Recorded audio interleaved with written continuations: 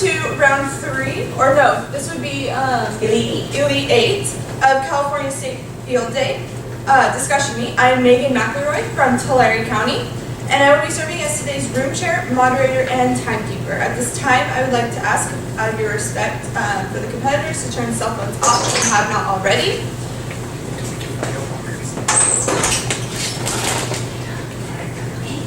The topic for this round is, how can 4-Hers learn by doing within the community to provide the youth with field research experience, technical expertise, and an opportunity to reflect on their own development? The judges and contestants have been briefed as the rules of the contest. Contestants, please come and take your places at the front of the table.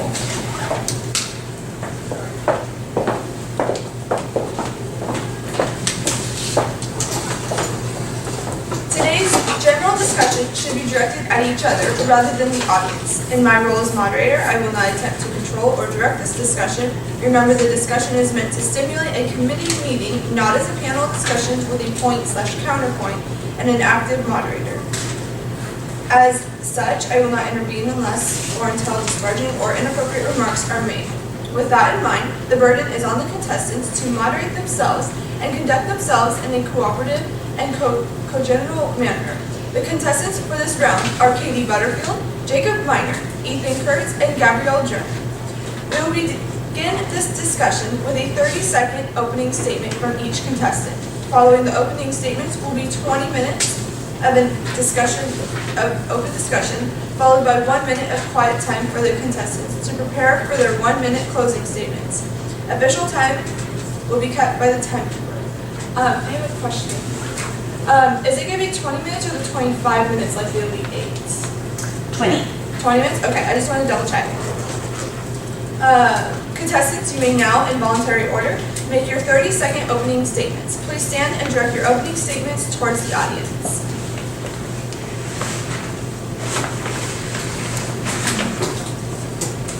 Good afternoon, my name is Katie Butterfield and I'm from Plymouth and Sierra County. Today we are going to be having a discussion on field research, technical experience, and the ability of 4-Hers to reflect on that experience and how they will get those experiences. And in my opinion, I think that we should incorporate community service learning projects into our 4-H clubs in order to allow kids in 4-H to get involved.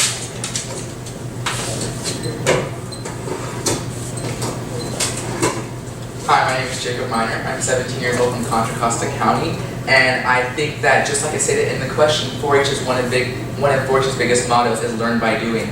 And learn by doing is a big thing that we do, and I think inviting more youth-adult partnerships and just more field research opportunities through different trips with your project, club, community section, we can invite more knowledge youth and more field research opportunities for our youth. Learn by doing. Jacob just stole my hook from me. 4-H, my name is Ethan Kurtz. I go to Redwood 4-H, and 4-H already does an amazing job of learning by doing through its projects. But there are some other ways that I'd like to bring up, including internships and scholarships and community service. So these 3 things can be a way of 4-H doing outreach. And reflection, I believe the record book is already a great way to reflect, and we can help do that. Because I know a lot of people don't like the current record book, so maybe we can change that a little bit. Thank you. When I joined the Rabbit Project, I knew absolutely nothing about rabbits. Now, after 11 years of being a Rabbit Project member, I can look back on my experience and reflect on what I've learned. 4-H has allowed members to learn by doing through projects for years, but today I look forward to discussing how we can promote field research and learning in areas beyond project work. I look forward to discussing this with my fellow competitors. You have heard the opening statements. The contestants may now proceed with the discussion. 20 minutes. Gabriella, Yes. you said that you did rabbit starting off, and I also did, and that was one of a huge project. That was a huge project for me. That was one of the most kind of throw yourself into it type of thing. I went to shows right after the first week. I already had my own breeding stock. It was a very hands-on process, and I think that's a very important part of our field research and having knowledge on our projects. Mm-hmm. Do either of you, Ethan or Kate, have any projects that you've been involved in that you can look back and you've learned a lot? Most definitely, I've done swine for 9 years, and I've been a team leader for the past 3.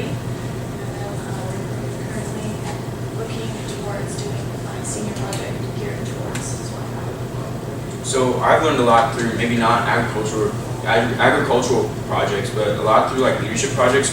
And maybe my favorite project, not leadership related, is rocketry. That was very hands-on. Like I made the rocket and then I saw it go off. Like I pressed the button that made it go off. It was like hands-on, but in a different way. Like I wasn't raising or growing something, I was building something. That's a perfect point, Ethan, because now we have our ag side of 4-H, but we're also developing a stronger STEM side of 4-H. And that's a perfect explanation of the difference between getting thrown into something animal-wise and kind of learning with something with STEM. There's a difference, and I think it's very cool that you took that route rather than an animal route. Yeah. Oh, go ahead. I believe this STEM can like turn into internships for the future. So like there aren't very many like internships or like jobs available through 4-H, and I believe that may be a place where like 4-H can really expand. Like companies can partner with 4-H and be like, I need interns, and can you provide them? And 4-H can be like, yes, we teach STEM, we teach leadership skills, we have good members, we have good candidates for your internship, and that may be a way for 4-Hers to become more involved in job-related things, not just agricultural or just like club-related things. I agree, and I think we might, even though making partnerships is a great idea, we might not even have to do that, because as we are under the University of California Ag and Natural Resources umbrella, we have field research opportunities. So the other day I researched UC-A&R field research opportunities, and it came up with a whole long list of things in your area. So for example, in my area, there's a soil lab that we can use, there's a chemistry lab, a full chemistry lab, and there's also meeting rooms and conference rooms. And so really we have those resources at our fingertips already. So we just need to use them. And I think making partnerships is a great idea as well, but we also have to realize that we have these resources already through the UC-A&R. I did the same thing that you did, and I searched up adult partnerships for in the environment. Stanford University has a super large youth adult partnership for environmental studies, and that's a huge program, and they're an amazing school, and for them to have an opportunity for kids our age to do that as well, it's perfect for field research and gaining more knowledge. So we haven't really talked about like how we're gonna reflect on this. So we can do all this field research with the resources that we have at our fingertips, maybe possible partnerships, but how are we gonna reflect about this? I know we all have record books that we write in normally, but like, is that the best solution? Like, do you guys have some solutions you'd like to offer? I think that one of the most effective ways of reflection is making a presentation or doing something that you've had to take out your knowledge of what you've learned and put it into a presentation. That's one of the best ways that you can reflect on anything you've done, really. I completely agree with you, and in certain projects that we do, I've had some community service projects that I've done, and we've created and implemented things, and every time I pass by or I see some of those things, I begin reflecting on them. And so besides presentations and gaining that knowledge, I think a good way of reflection is doing something in a memorable place. That way you can reflect on it, and every time you pass by, you can tell the people that you were with about your experience at that place and explain to them the knowledge and the research that you were able to gain. I agree with you both, Katie and Jacob. I think reflection can be formal in a presentation setting through community service, or it can even be informal. Like you talked about, Katie, you're a team leader. And I've been a team leader in various projects as well. And so really, like you said, teaching someone else, that's a great way to see, oh, this is how much I learned myself. That's a great way of reflection as well. So I don't think reflection necessarily has to be formal through a document or a presentation or an event, but rather just looking back on what you've learned. Like we can all look back. You can look back at your swine project, you can look back at your rabbit project, your rocketry project, see how much you've learned through it. So we talked a little bit about community service, and this is like the way to be in the field. Is there a way that 4-H can help facilitate that better? Because we have these projects that we're doing now, but that may not like reach all the people that need the community service right now. So like, is there a way that we can expand our community service opportunities that we have right now? I think a great way to do that would be, they used to have the service learning grants. And I think to reinstate those, to allow people to get money, you could apply for money in order to start a service learning project. So a project that helps a lot of people, but also inform them about what the 4-H program is and your mission in the service. So I think having these service learning project grants would be a great opportunity statewide for people to start their own projects in their communities. Do you have any ideas about that, Katie? Sorry. Yes, we actually had a very large community service learning project in our area in which we looked at different watersheds and water tables throughout the county, and we were able to inform the community through different events as well as different presentations, and actually get some hands-on research with some field experts that we were able to get from the local college. And through that community service project, we were actually able to get funds donated after a few years, and to keep that service learning project going. And we've been able to complete it for 2 years now, and that has been a great way for different kids to get field research, the technical experience, and it also gives them that way to, when they come back to the meetings, they're able to reflect on that experience and tell the other members how much fun it was and how much they actually learned from it. And then as they grow up, they're able to become the leaders of that community service learning project. To build on what Gabriella and what you said, Katie, about community service learning projects, we actually used to have a gardening project in my club, and my brother applied for a Revolution of Responsibility where he got accepted and he got a grant. On our fairgrounds, as a club, we made this huge patch dedicated to 4-H because they let us use those grounds for free as long as we do our part to keep up the fairgrounds beauty. So that was a perfect service learning project. He got the grant and he was able to teach many of our youth in our club about the stuff that he's learned in his gardening project. I think what both of you are saying are perfect examples of what this question is going after. You're getting field research, like you said, with the watersheds and learning more about the environment. And then also you're able to look back and to help others as well. Do you think that service learning grants like we're talking about is a good idea? Is that what you were getting at with your question? Yeah, those two were perfect examples. If every club could instate a couple of those, it'd be amazing. There'd be a lot of community service, and the grants are very important to keep these community service projects running, because you can start at 1 year with one grant, but they need these grants over and over again to keep running and keep providing to their community. And maybe at some point they can even become independent of these grants. But I agree, they should reinstate them because you need the grant to start up. I think it should be every club's goal to provide at least one service learning project, maybe in their 4-H year, because that's one great experience for one youth to have, whether that be just leading or just being a part of it. If we make it a goal for each club to do, and that'd be a perfect way to initiate this field research type of project. Yeah, and also besides just club research projects, we could also do county-wide research projects, which was what ours was, and that we went all over the counties like Clinton and Sierra, and we learned about the different watersheds, and we researched how to use the equipment to test the water tables and to alert some of the ranchers that they have been consuming too much water or could be possibly using enough water, and that's what could possibly using more water, and that's why some of their crops were failing. And by doing this countywide project, we were able to get money directly from the clubs to keep it going and to get different field experts to teach us how to use that equipment and that availability. I agree with exactly what you were saying, Jacob. I think that if I've been on teams before where we have a theme for the year, or as I'm going to be a state ambassador for the next year, we have a platform. And I think that would be a great platform for just individual clubs and counties, like you were saying, to have service learning projects. And it should be the goal of every club or every county to have a service learning project, whether you have to be in charge of it yourself or if you just lend a hand on a Saturday. And one place, oh, sweet, go ahead. I was just going to say, that's a very attainable goal, one per club, every club can do that, and then one per county, every county can do that, and maybe we can, monetarily and help them through the grants, that would be really helpful. Just every year at your planning meetings, you go through the forms about what outreach your club is going to do, how you're going to do that. There's that list of forms. It's so easy to add one section on there, which can be okay, what's your service learning project for the year? And then when you turn that in with your constitution and all that to your county, that can be approved for your club.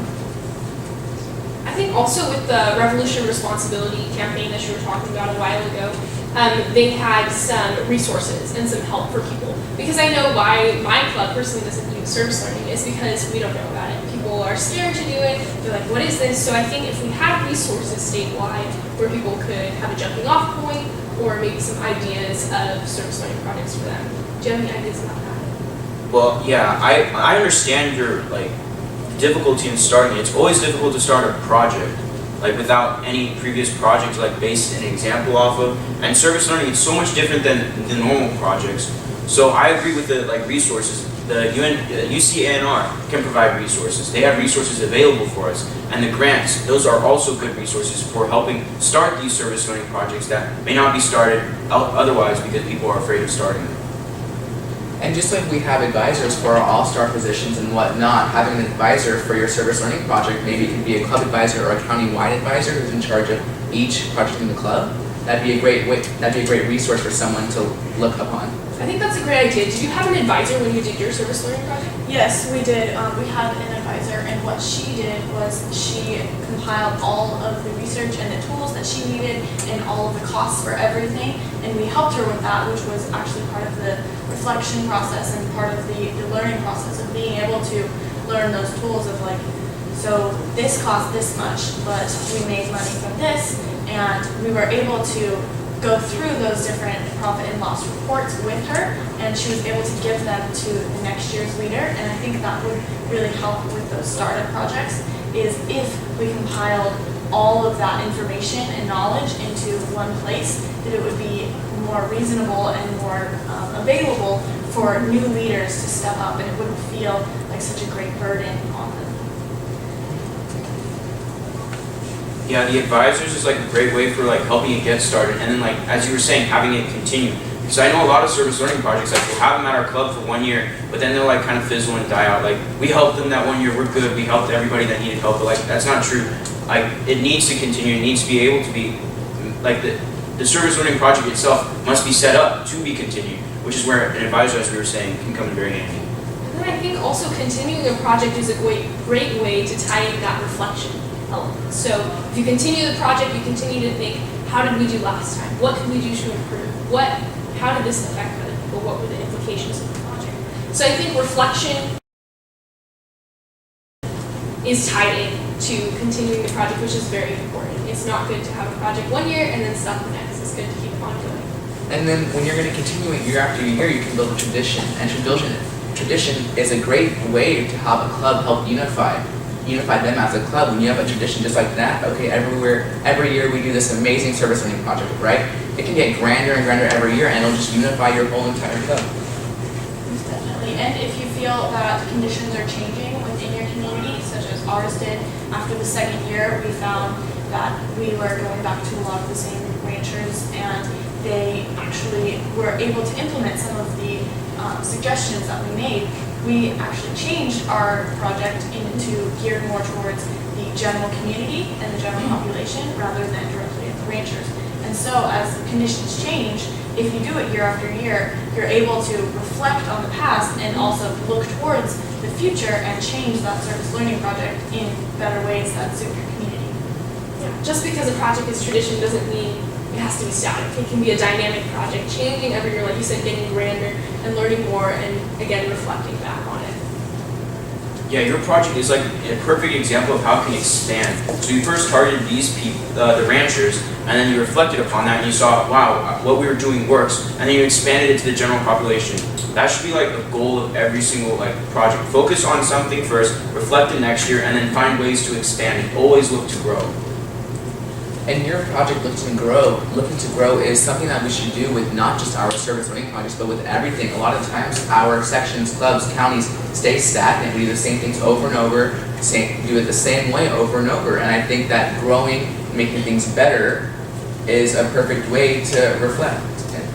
And also, if you do the same community service learning project every year, you're not gaining different field research or different technical experience. So by changing it, either every other year or every year possibly, you and your 4-Hers will get different field research and different technical experience that they will be able to reflect on, and then possibly even build on top of those two and to create something greater that could possibly lead them to a pathway in the future. I think it might have been you, Ethan, was talking about making partnerships and internships and leading you to a career. So I think what you just said tied in perfectly with that. Our service learning could lead to a career. You might find your spark, your passion for something that your service learning project is about. And so I think that's great. It ties in. Service learning really is a foundation for our 4-H program, and it allows us to do so many things, gain new learning, field research, technical expertise. Yeah, there's just so many. There's just so many different places you can take your service learning, whether it be like our last discussion with water or ag business or just like child studies in your local school district. That there's so many places you can take a career path from this. Most Most definitely, and all of those definitely have some component of field research, technical experience, and the ability to reflect on that, which I feel is the most important part of learning the knowledge and the skills, is reflecting back on it and then thinking of different ways of how to gain more and how to do something that is better the next year and just keep gaining that research and experience. Yeah, I find it amazing how a simple community service project can like just blossom. Like it starts off little and then it just gets bigger and bigger as years go by, and tradition starts to be made, and it can change a little bit, and it can just expand and grow, and it includes everything. It has field research, technical expertise. It can lead to a career, and every year you have to reflect and look what you did bad and look what you did good, and then move on and grow from that. I think so we can agree about we want to reinstate those grants for recognition responsibility in order to encourage these, and then also to make club and county service a priority, to make it not a requirement per se, but to make it something that everyone is focused on as their platform. Because really it encompasses so much of club learning and project learning, like we said at the very beginning, learning a new skill and then being able to apply it in a hands-on way.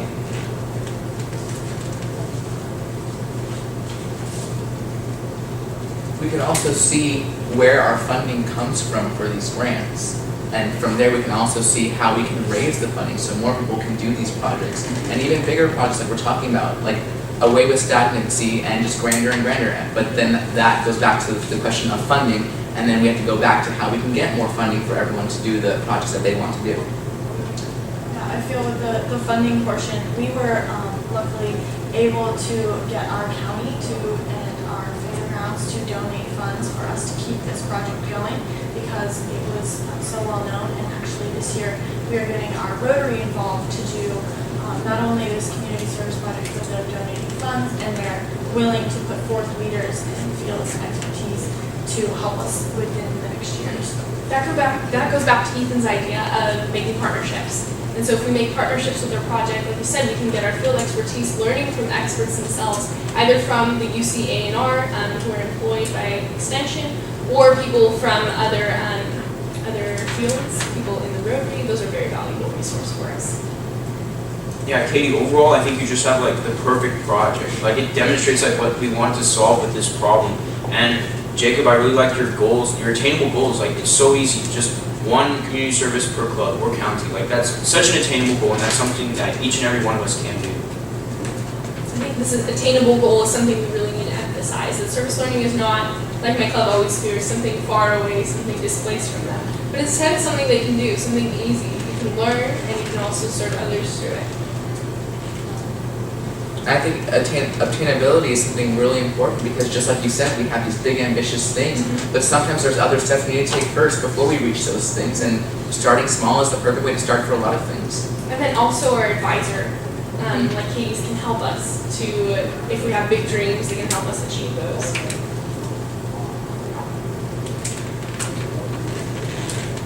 Yeah, I think two key words we should focus on are attainability, so first starting it, and then sustainability, keeping this project running and enabling the reflection, enabling the continued learning from year to year. Katie, how long did your project last? Or is it still going? It's still currently going. That was it's been 3 years. So it's continuing on. Yes, so it's continuing, and each year some of our funding has stopped, but we have been able to get other funding, and because it's countywide, we've asked clubs for funding for part of their funding, and we've been able to keep this going and creating stronger partnerships with certain individuals who are able to help us year after year. And did you have help from like a water expert or something like that? How did you get into the watershed topic? So we went to our Sierra County Environmental Health, and we talked to the coordinator there, and he introduced us to, we have a community college in the area, and he introduced us to the professor there, and he invited us to learn about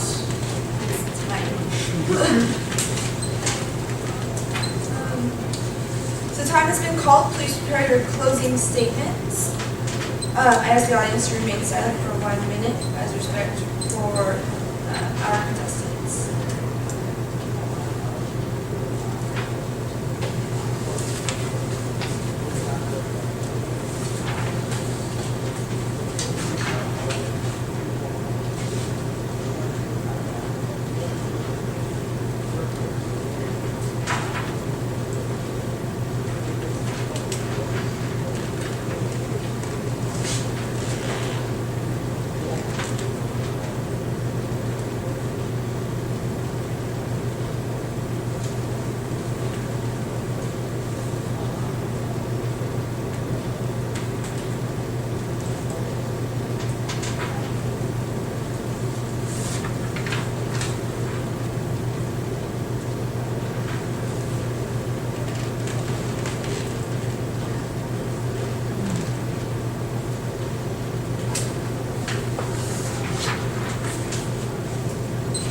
put down your pencils.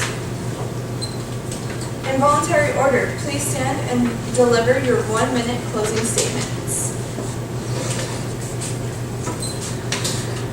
Overall, I think we have all agreed that community service learning projects within our community is the perfect way to address all of the field research, technical experience, and the ability for 4-Hers to reflect on that experience that they've been able to gain. And I feel that through community service learning projects, by having advisors and partnerships, that we will be able to make community service learning projects sustainable, and by making them sustainable, that they will be able to continue that research and experience and the ability for kids to build on top of that.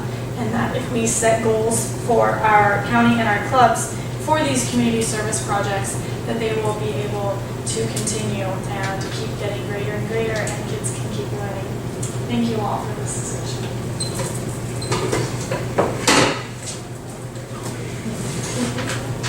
So Katie had the perfect community service learning project. It covers everything, and it's a goal for all community service learning projects to follow in the future.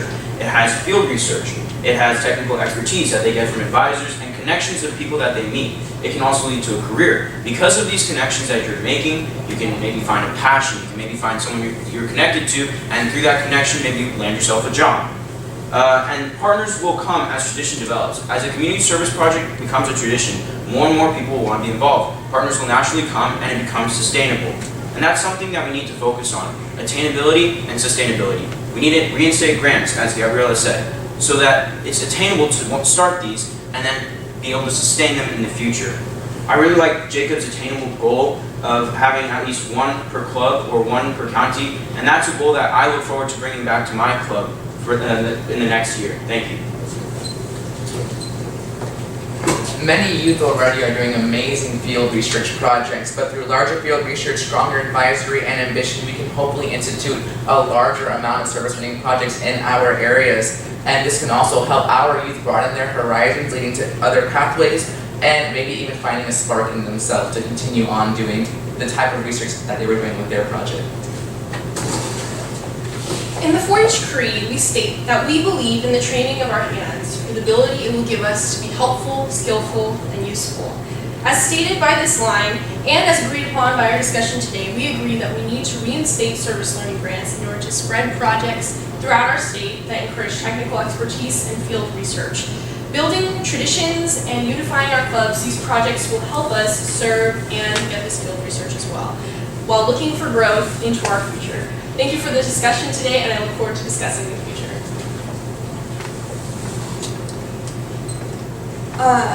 Let's show these contestants our appreciation for a job well done.